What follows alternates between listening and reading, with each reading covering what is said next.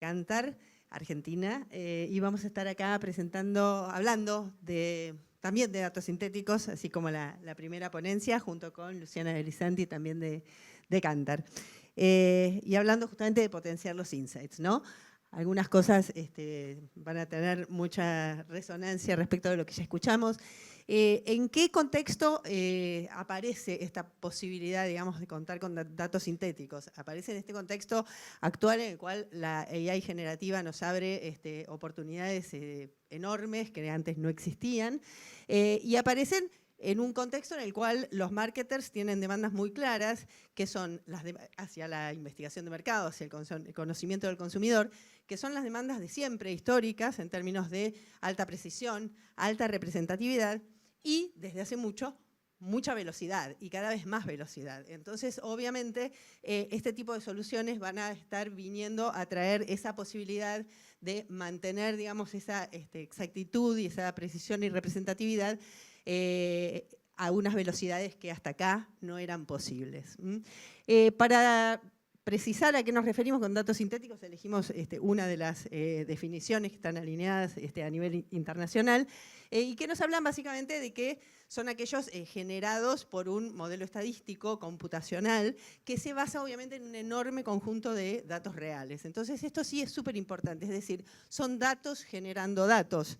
Pero el tema es el punto de partida, con qué le están alimentando esos datos, y por eso el énfasis que también hicieron más temprano en la importancia de contar con un conjunto de datos reales de muy buena calidad, de muy buena representatividad y muy grande de volumen para poder realmente generar buenos datos sintéticos que cumplan con este objetivo, ¿no? Con el objetivo de enriquecer, ampliar y acelerar el conocimiento del consumidor.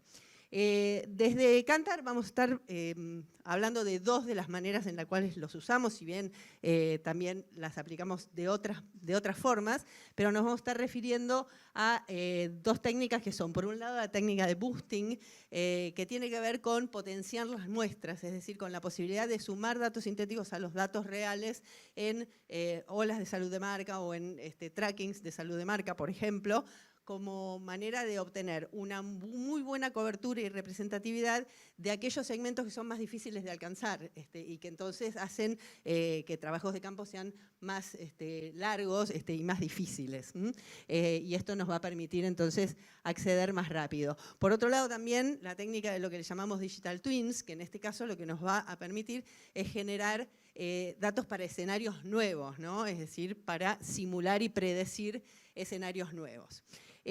Acá, cuando hablamos de boosting, la primera de las técnicas de la que hablamos, la clave es combinar el conocimiento existente con los nuevos datos sintéticos. Es decir, el bagaje, digamos, de información que va a tener la máquina para aprender sobre el comportamiento en cada KPI, para cada marca, para cada tipo de audiencia, va a ser la clave de la posibilidad de que genere realmente nuevas filas, digamos, sintéticas de información que tengan ese poder, como se decía hace un rato, de mantener esa estabilidad, esa precisión y de ser realmente excelentes, digamos, predictores, estos datos sintéticos, de lo que sería el trabajo de campo hecho completo y con una cobertura que, como sabemos, de algunas audiencias es muchísimo más difícil. En el caso de boosting siempre va a ser para variables presentes, digamos, en los estudios de los cuales se alimenta, y esto va a tomar, obviamente, todo lo que son los principios de la IA generativa. Vamos a ir viendo algunos ejemplos que nos va a ir contando Lu.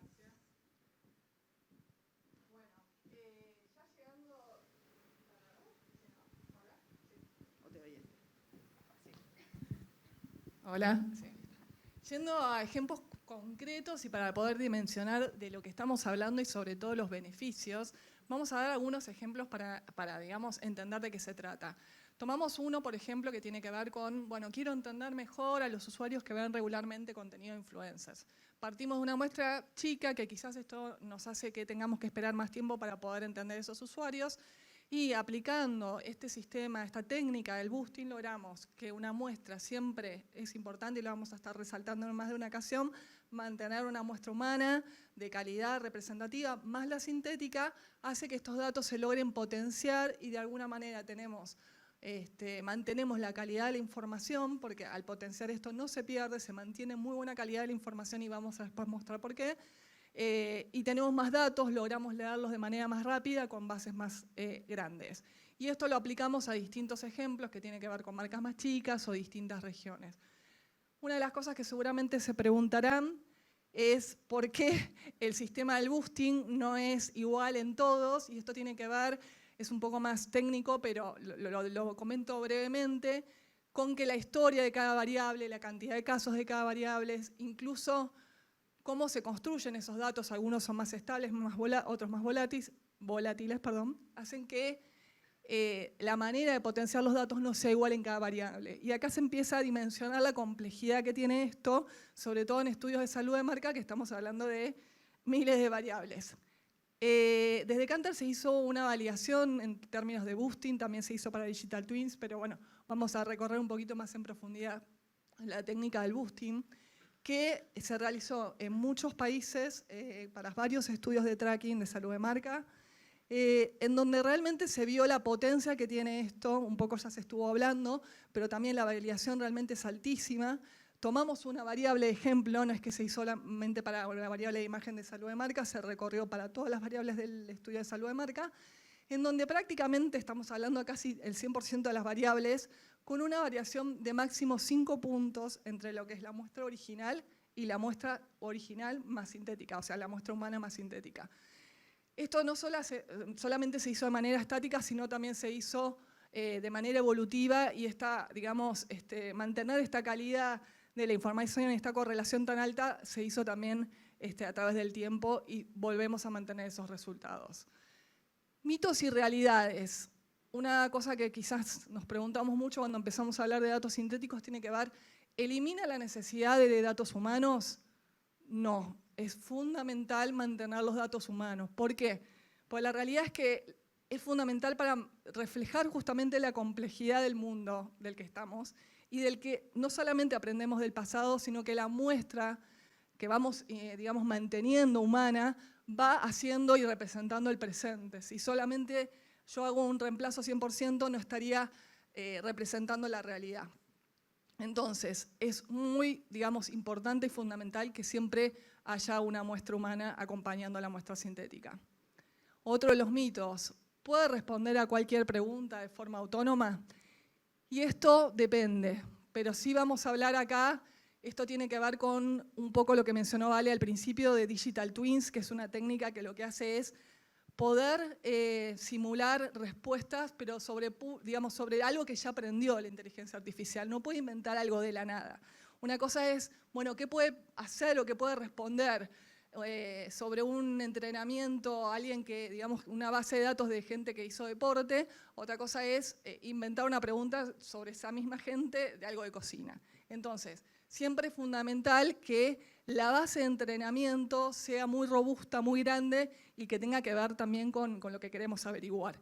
Es una técnica realmente muy interesante, muy disruptiva, y también se hicieron millones de encuestas, se hicieron alrededor del mundo, también unos aprendizajes de los pilotos sumamente interesantes.